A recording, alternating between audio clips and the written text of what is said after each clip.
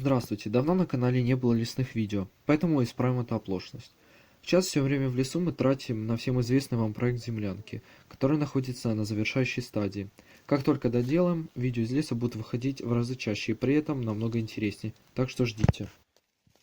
Сегодня поговорим о довольно хорошем методе разведения огня в сыром лесу. Не знаю, как он правильно называется, но пусть будет мини-финская свеча.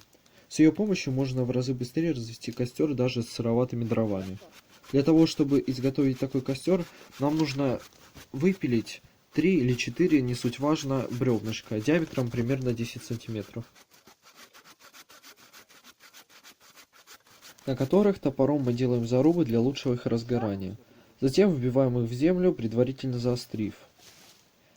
Но перед этим обязательно расчищаем место под костровище.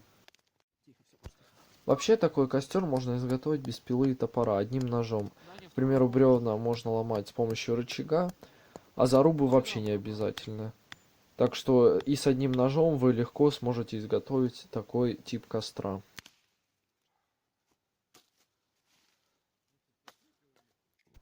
Даже имея при себе топор, я не упускаю возможности поработать своим ножом, который я делал в одном из видео.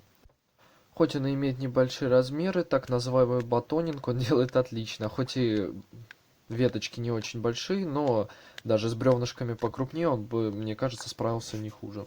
Так что для тех, кто не смотрел, оставлю ссылочку в правом верхнем углу. После того, как мы подготовили щепу, можно приступить к разведению огня.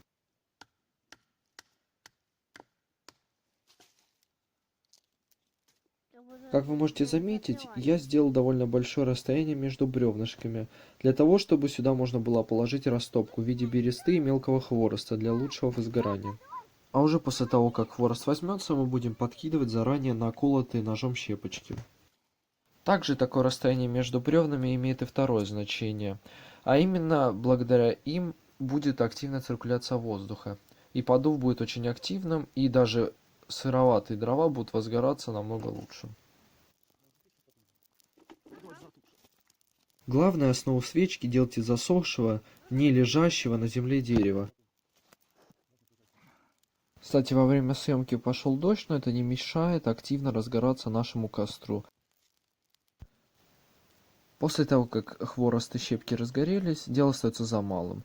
Нужно просто подкидывать небольшие деревяшечки для поддержания огня. Костер можно оставить в таком же виде, то есть использовать как обычную финскую свечку из 3 бревен, или же завалить и сделать костер по типу шалаш.